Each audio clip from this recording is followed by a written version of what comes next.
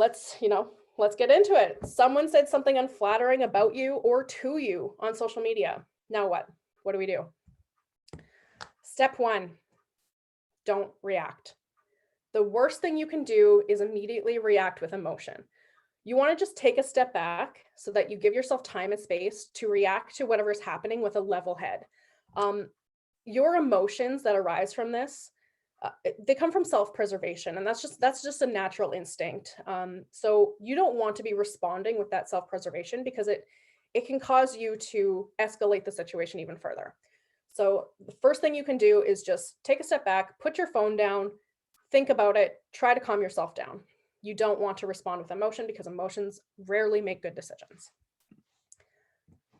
Step two, take screenshots. Now, I say this because it's important to keep record of any time that you get negative attention online. It's actually important to keep record of any time you get positive attention online as well. You want to just keep a track record of who is saying what about your business on social media. So in the case that someone says something negative, take a screenshot, put it into a folder on your desktop so that you can refer back to that and see if there's patterns occurring, whether it's patterns in what is being said or patterns in who is saying things about your business. You also want to look into who said it. So is the account, are they a troll? You can tell if they're a troll. Are they anonymous?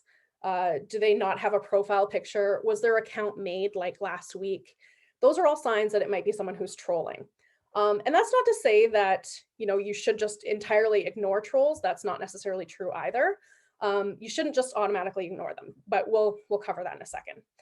And then you of course want to see, do you know this person? Is it someone who has, shopped from you before? Is it a former customer, a former employee? Do they have a reason to be attacking your business? You want to make sure that you gather all of your facts before you prepare to respond, because you want to know exactly what information you need to be armed with when you go to respond to that negative comment. And step three, and this is very important, especially in the last couple of years.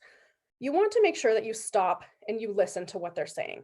If it's someone who has a valid concern, you need to be willing to listen to that concern.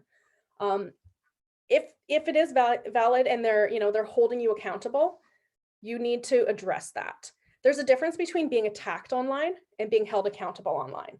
And now there's a ton of examples that I could use that are happening right now on social media in our city. I won't name any names, but let's just say that, if people are being held accountable for their behavior, that's very, very different than someone having negative attention that is unwarranted.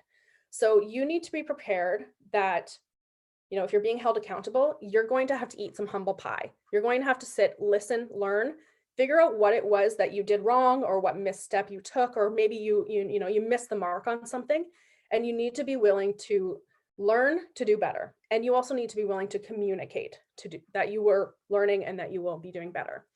So that, again, step by step will come in a second, but I just want to say that it's a very, very important to understand that you might be being held accountable versus being attacked. If you feel like you're being held accountable and you're completely in over your head and you don't know how to respond to it, you don't know what to do, that's a good time to hire a PR firm to help you out. It's okay to not know what to do when you're being held accountable. It's okay. We're all allowed the space to learn and grow, as long as you're willing to learn and grow. So just keep that in mind that, if you're in over your head, it's okay to hire out in that situation. Just trust your gut. And now I want to get into a little bit about the next step, which is assessing, is this an issue or is this a crisis? There's a major difference between the two. The biggest difference between the two, obviously, is the impact. So what does this mean for your organization? Is it going to affect your organization in the long term? Is it going to stop the operations of your organization? Are people going to entirely boycott you because of what you did on the internet? And then that also plays into urgency as well. Is this something that you need to respond to right away? Or is this something that you need to step back, hire a PR firm, take some time, develop a message, and then respond to? So there's a difference between, issue versus crisis there as well. And then the length of time that you'll be impacted. If it's a crisis, you're going to be impacted for a much longer period of time than if it's an issue. And I'll get into that. So a few examples. An issue. someone has left a negative review on your Facebook page. Maybe they're really harsh. Maybe they're really digging into you. Maybe they have some valid points about their personal experience shopping with your business or, taking your services, whatever it might be. But maybe they're just being like extra rude. Well, that's not really a crisis. That's an issue. Another issue. So someone has posted a photo of you from when you were drunk in public on the street, falling down 3 years ago. Not embarrassed. It is embarrassing, but it's not necessarily going to ruin your life, and it's probably not going to ruin your business. So yeah, if embarrassing things from your past get dug up, most of the time, that's an issue. Another issue, this actually came up for a brand that I know of. So they named one of their products after a slang word that had racist origins.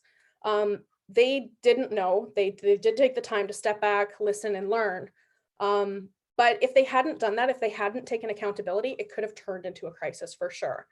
So they were held accountable in this situation. They were told, they were educated. Look, this is where that name came from. You shouldn't be tying your brand name to this name. And that's when you know it's time to listen and learn. So that was an issue because they were able to rectify it right away, and it didn't turn into a crisis. It didn't have a long-term impact on their business. Now here's a very obvious crisis. Your company's CEO tweeted that a certain group of people shouldn't have rights. That's going to be immediately a crisis. That is something that, the news is going to pick that up. It doesn't even matter if you're a small business. You could be the smallest business. You could have 100 followers. If your CEO is tweeting something like that, you're probably going to make it onto the news. That's a crisis. Another crisis, maybe one of your employees got injured or, God forbid, killed because you weren't following the proper safety protocols at your workplace. That becomes a crisis. Of course, that's going to hit the news as well. So the long-term impacts, obviously someone is severely injured or unfortunately lost their lives. So that is immediately a crisis. So it's important to know the difference between the two and to be able to gauge what is what. So crisis will stop the operations of your organization. Basically, it will halt everything. A crisis will attract attention. Like I said, you'll likely make it onto the news. Even if you don't make it onto the news, there might be a Twitter storm because of it. And ultimately, a crisis will harm your brand.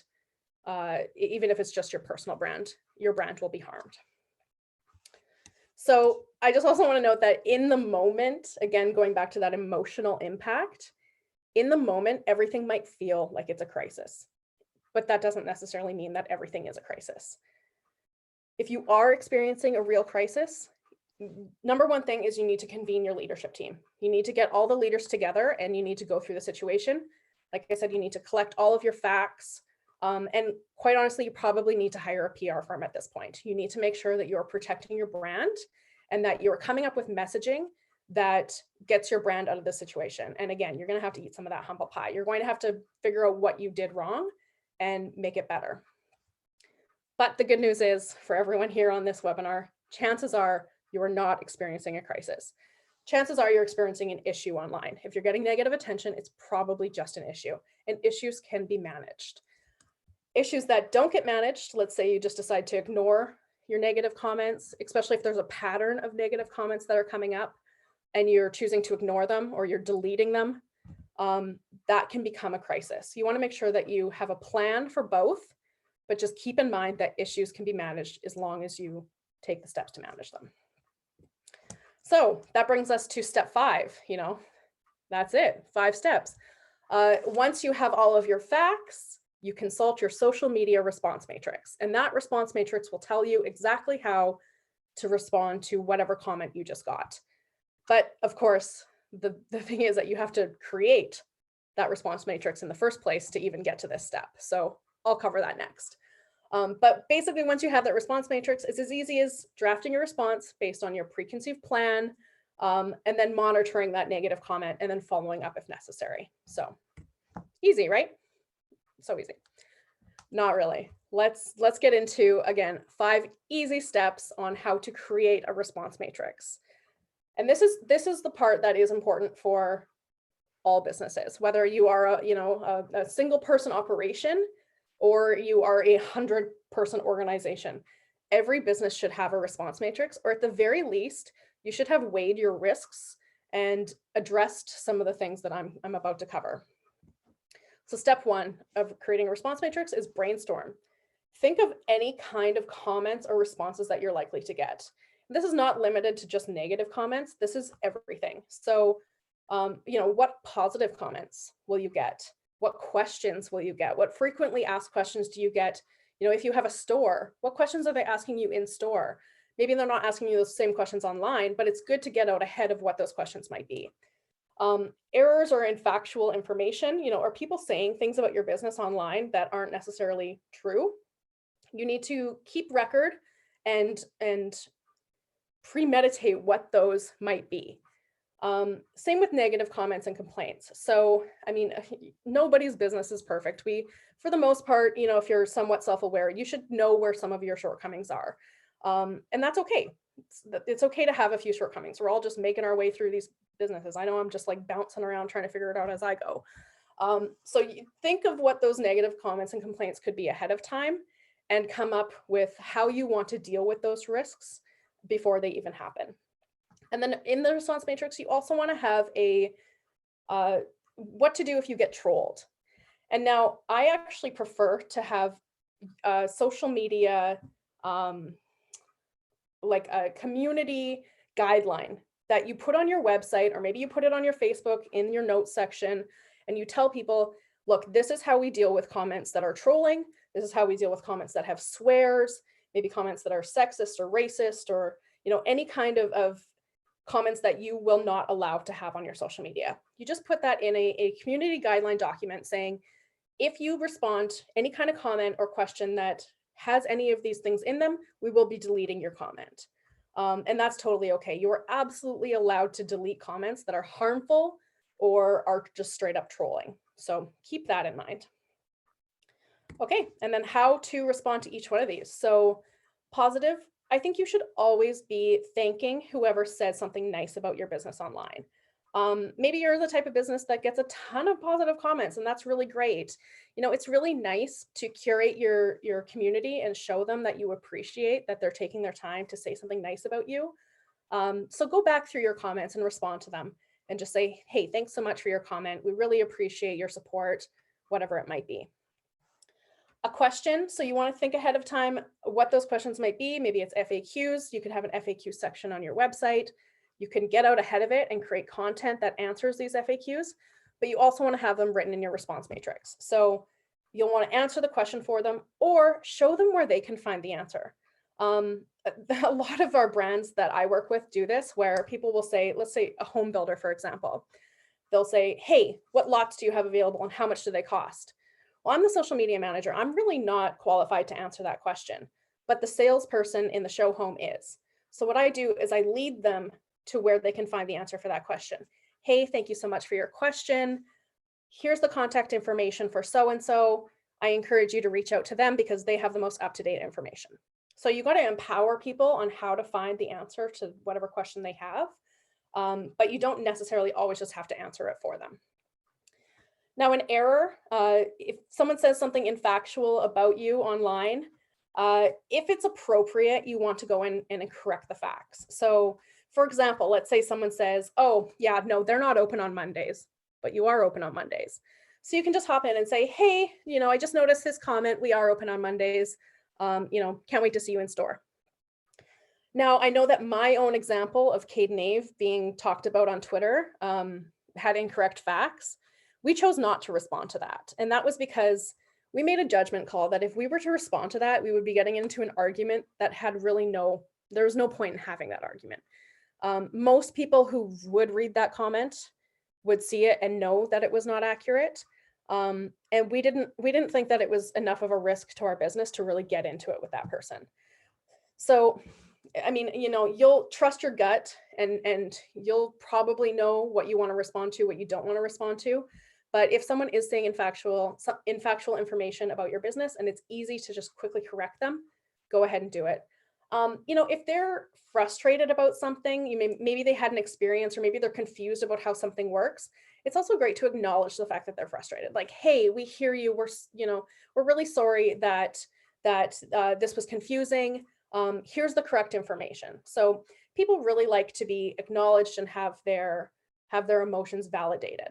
So yeah, validation is great, including for anything negative that happens, as long as they're being reasonable. Now, negative comments. So if it's an issue that you can solve right then and there, do it. So for example, let's say you're a retail store and someone comments like, hey, I bought a shirt from you and it fell apart at the seams. Like, what the heck? You can respond and say, hey, like, oh, we're so sorry to hear that. Please bring it in store and we'll exchange it for a new one if that's, if that's the solution to it. The great thing about solving a complaint right then and there, especially if it's a public comment, is that you're not only showing that person that you're willing to solve the situation for them, you're also showing everyone that's reading that comment that you are being reasonable about solving the situation. So yeah, it's a public arena. Just keep that in mind, that you're always being watched. People love to see a little bit of drama, so keep that in mind. And then of course, if it's not possible to solve this negative issue, whatever it might be, just acknowledge, say, hey, we're so sorry that this happened, or, we address the fact that we fell short here, or we missed the mark, and, we're going to do better going forward. There's a huge range of topics that this could happen for, but it's really important to address the fact that you are learning or listening and you're trying to do better.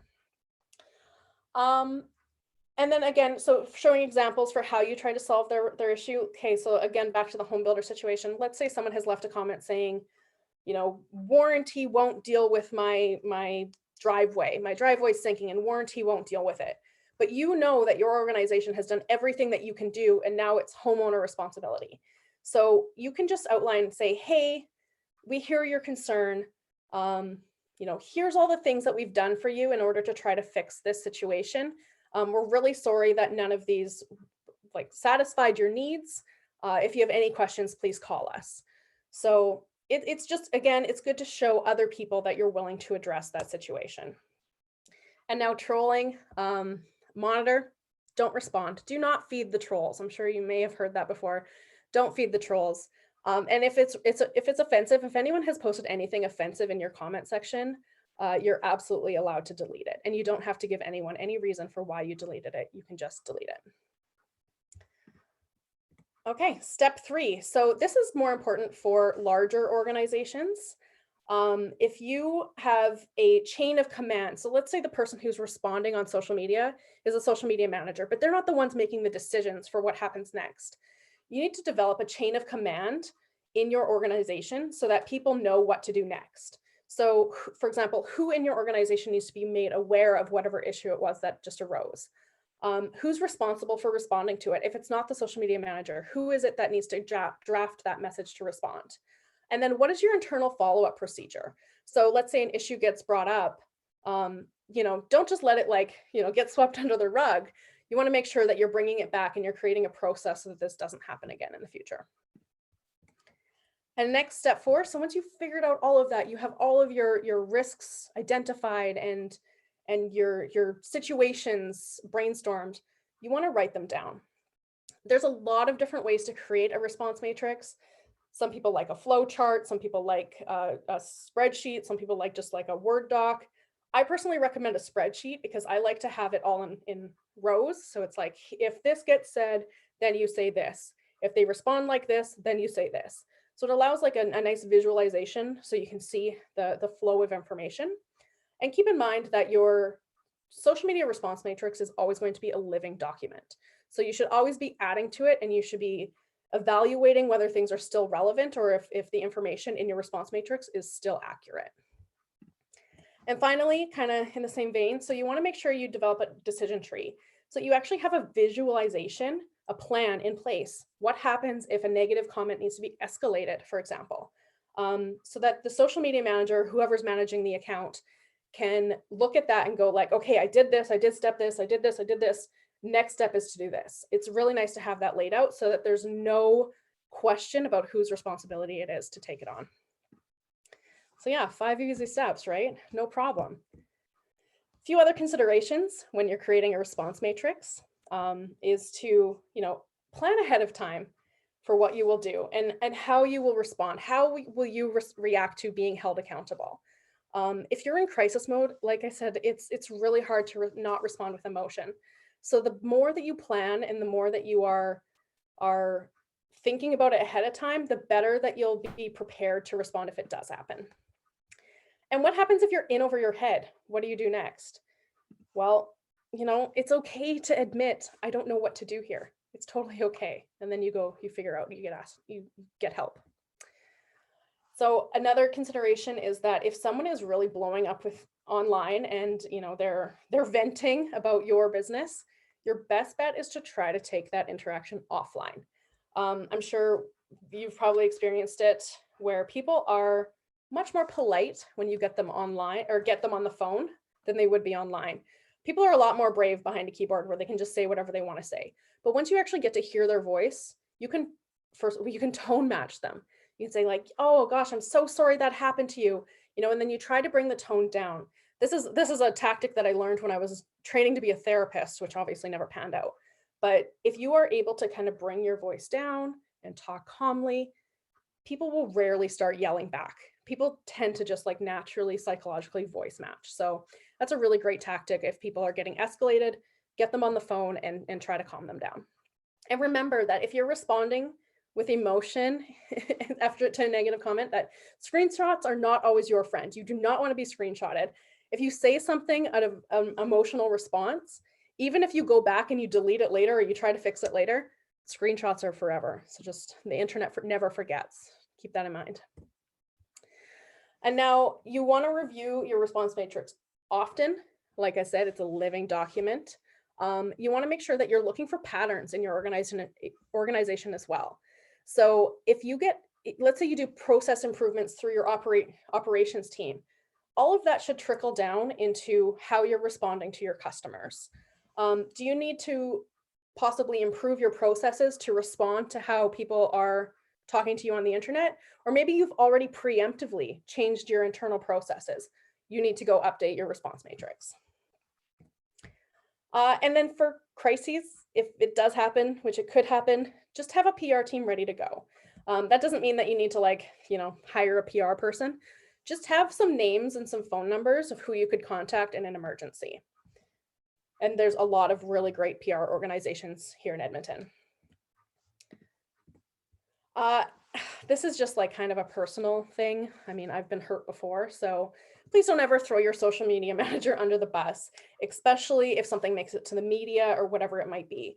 If your organization is receiving negative attention online, as the leader in that organization, you need to take accountability for what's happened. Even if it was the social media manager that messed up, you need to set them up for success by providing them with that response matrix, giving them all of the tools that they need to be able to do their job. And keep in mind that being a social media manager is a really stressful job sometimes. It's really difficult.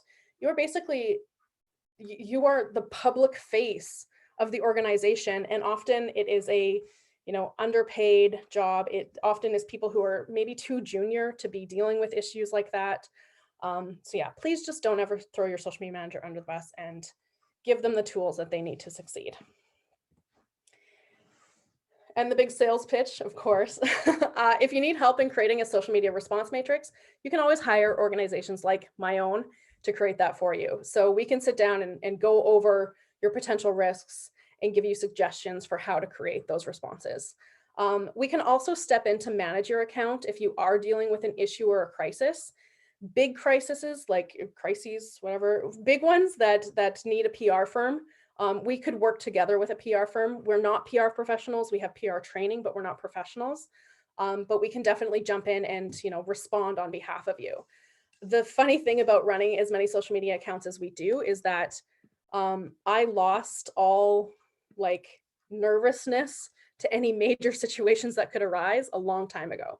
I like to say that my soul floated up out of my body and there's nothing that could faze me anymore. So it's okay if you are dealing with a situation you don't know how to deal with, you can always hire. I got a couple questions before I put this on Instagram. Hey, I'm doing this webinar.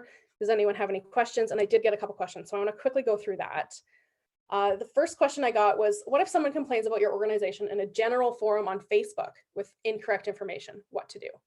So I kind of already addressed this where I said, if someone has incorrect information, it's okay to jump in and say, hey, that's actually not correct. Here's the right information.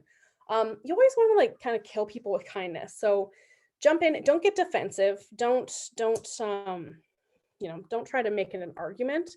Just say, hey, I work for this organization, or I am the owner of this organization, and I saw this comment, and I just want to clear the air. This is actually not correct, and here's the correct information. So it's entirely okay to do that.